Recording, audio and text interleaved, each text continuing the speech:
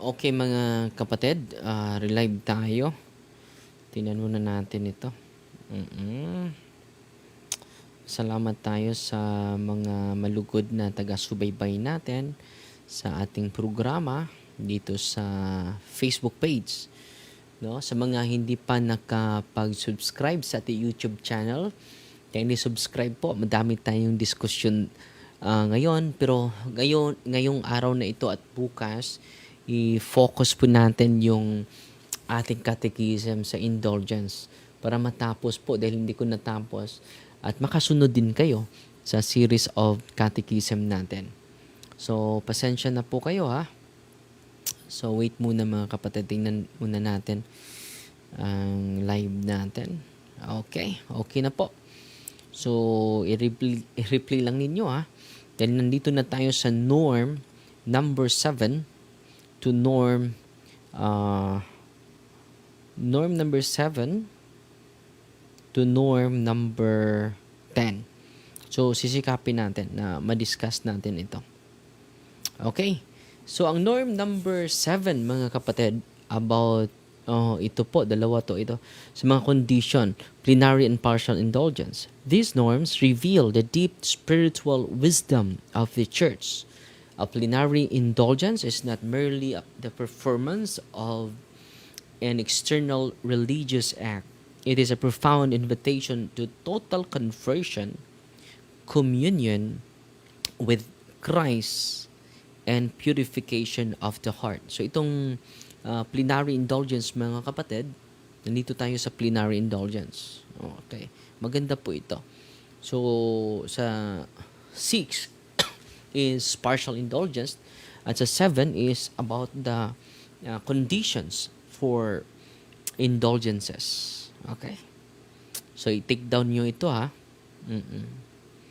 So, ang intention nito is a deeper conversion, communion, and purification of the heart. Itong plenary indulgence. So, to gain plenary indulgence, the faithful mass, ito po, kailangan, una, yung sinasabi natin kanina, general intention to receive plenary indulgence. Pangalawa, in a state of grace.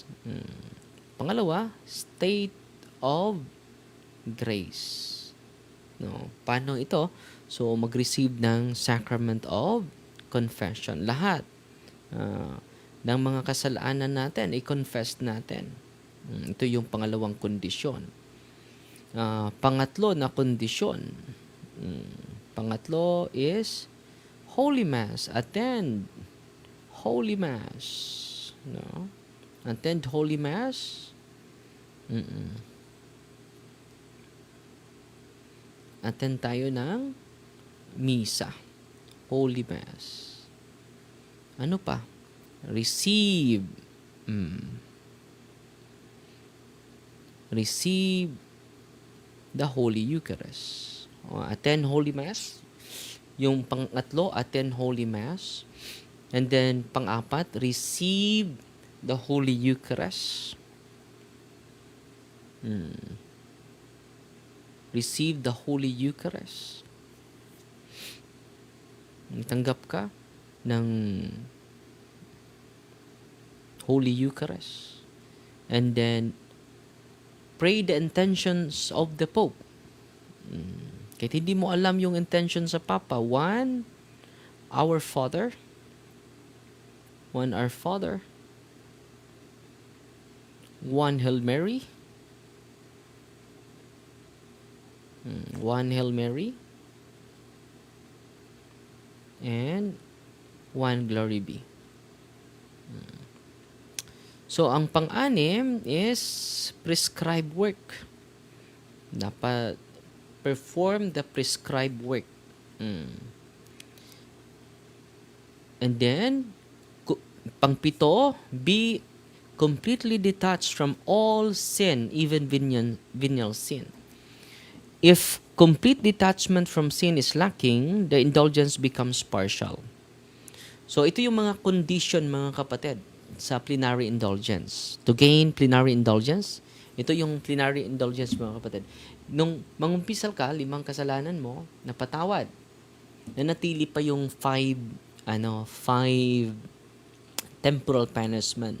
Kung magawa mo itong 7 kondisyon, lahat ng kasalanan, parusa ay mawala. Una, general intention.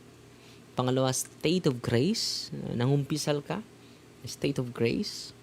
So, within 20 days po, within 24 days, nangumpisal ka, hindi ka araw-araw mangumpisal, state of grace. Pangatlo, attend Holy Mass. No? So, kung hindi ka maka-attend ng Holy Mass, you will not enjoy plenary indulgence. Pero may exception po ito ha. Kung may sakit at nandun sa hospital, Holy Communion lang. No? Attend Holy Mass. Pang-apat, receive Holy Communion. Pang-5, pray the intentions of the Pope. 1 Our Father, 1 Hail Mary, 1 Glory Be. Pang-6 is perform the indulgence work. I-discuss natin yung mga indulgence work. And be completely detached from all sin, even venial sin. So, dapat kahit yung venial sin, mga kapatid, ay tayo, iwasan natin, avoid even venial sin. So, ano ba itong prescribed work? Ano ba itong prescribed work? Perform the indulgence work. So, general intention, state of grace. Pangatlo, attend Holy Mass. Receive Holy Communion, pang-4. And then, Pope's intention, 1 Our Father, 1 Hail Mary, 1 Glory Be. Then, avoid even venial sins, pang-7, prescribed works. Ano ba itong prescribed works? Or perform the indulgence work. Ito po. Mga example po ito. An indulgence is always connected to particular spiritual act prescribed by the church. So ito po, example, 30 minutes adoration. Just imagine 30 minutes adoration and then na-complete mo yung 7 condition. You receive plenary indulgence. Ano pa? Ito, magpili ka lang nitong perform prescribed indulgence act. So hindi ubusin mo ito ha. Magpili ka lang sa isang araw. 30 minutes Eucharistic adoration, 30 minutes reading the sacred scripture. First reading Psalm, 30 minutes.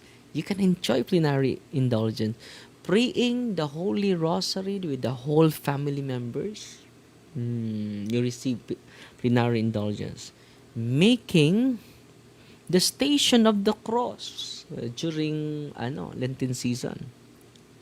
Visiting cemetery during All Souls period from November 1 to November 8. Visitation. Or receiving papal blessing under certain condition, yung Easter season, itong blessing niya. Kailan ba ito? Ubi et Orbi. Nangyari po ito during pandemya, si Pope Francis, to the city and to the world. This solemn papal blessing is usually given Easter Sunday, Christmas Day, and immediately after the election of the new Pope. So, kahit the Church grants plenary indulgence to the faithful, devoutly receive the blessing. Actual ka, nandun ka sa lugar, sa Roma. Even through television. Wala naman akong pamasahe, Father. Through television. Radio or live stream. While fulfilling the usual condition, yung 7 condition, na-fulfill mo yun. The Echiridion Indulgentiarum states, a plenary indulgence is granted to the faithful who devoutly receive the blessing imparted by the Supreme Pontiff, Ubi et Orbi, even if only through radio and television. Consensus number 4. Okay? Yan po. So, isa yan ha. Sa perform indulgence act. Isa yan, no? Ano pa? First Mass of newly ordained priest. Yung kanta misa. Nag-attend ka. Easter Vigil renewal of baptismal vows. No, di ba? Do you renounce Satan? Do you renounce 3 times baptismal vows? Pwede din sa araw ng bautismo mo. Ako, September 9. Pwede ka magsagawa ng renewal of baptismal vows during sa birthday mo bilang Kristiyano. And then, ginawa mo yung 7 condition, you receive plenary indulgence.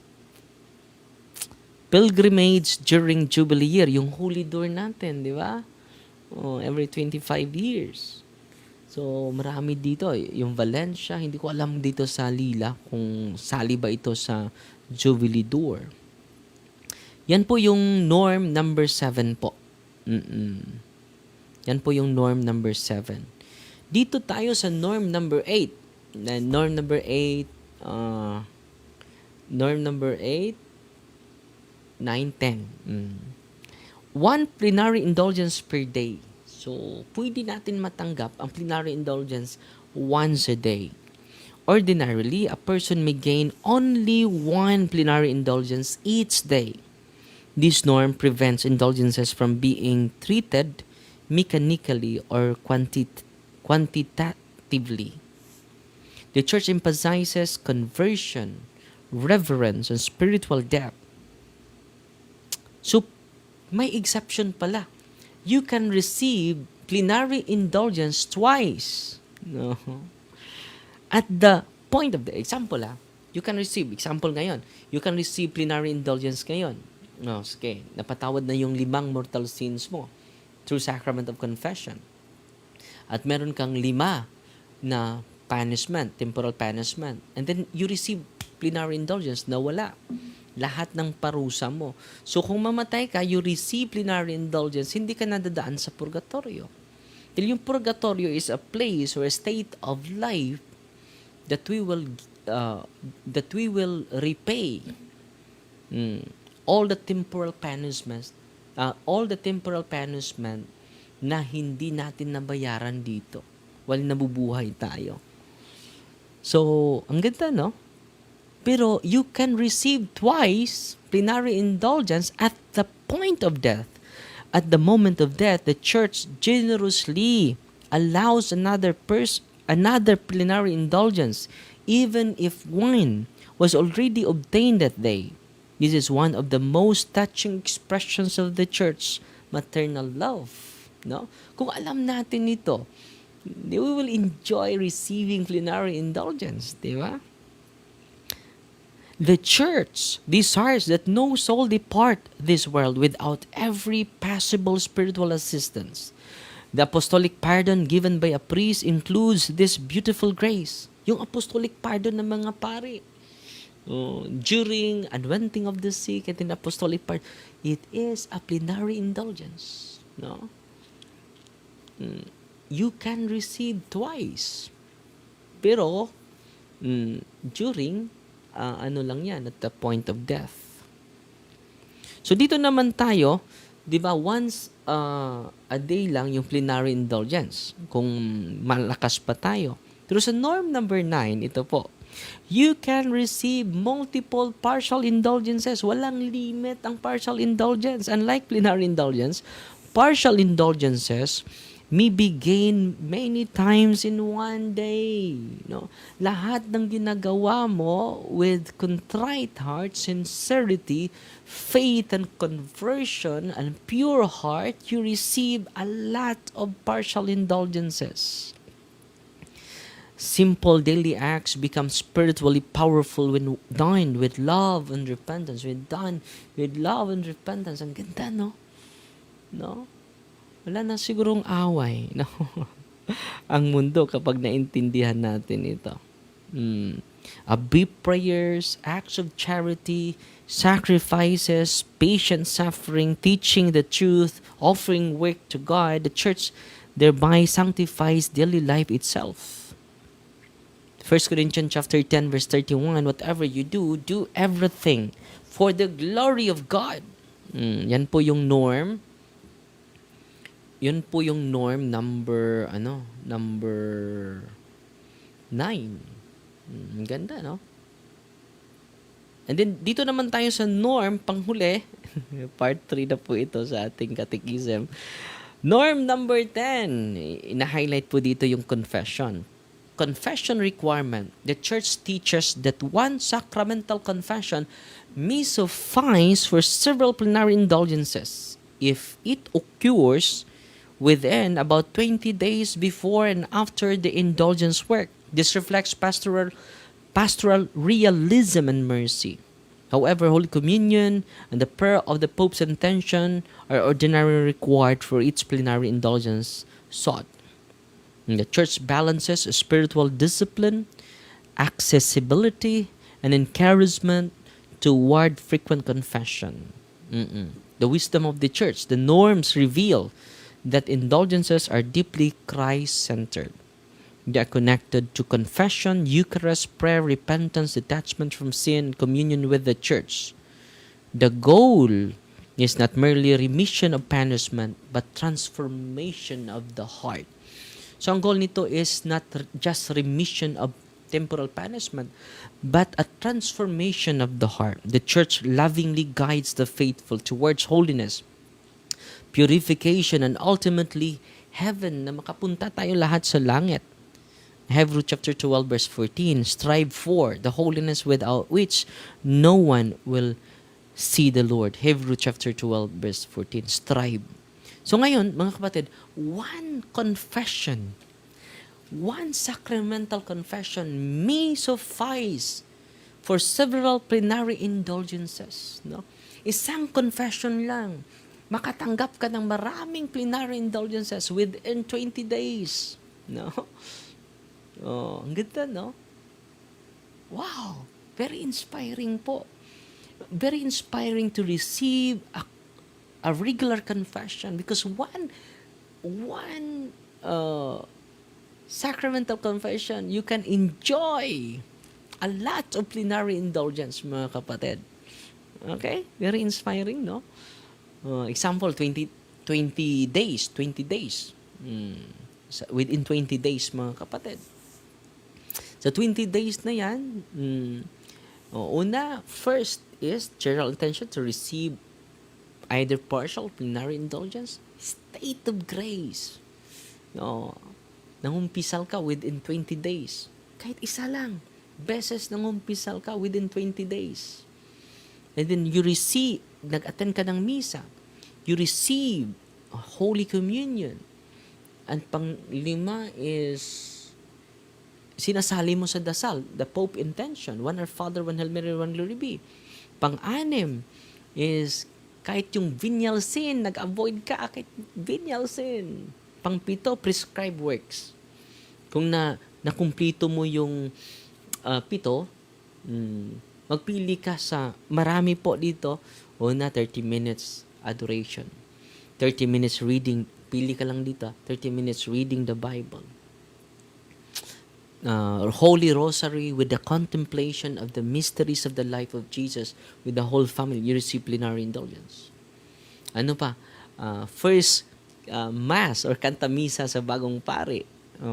Yung anniversary mo sa araw na nabinyagan ka ako September 9, 1984. Yun po yung anniversary ko. Easter Vigil, baptismal vows, you receive plenary indulgence. The papal blessing, kahit nasa ka lang, during Easter Sunday, Christmas, or special occasion, announce sa Santo Papa. No, wow, ang ganda, no? And then, yan po yung conditions.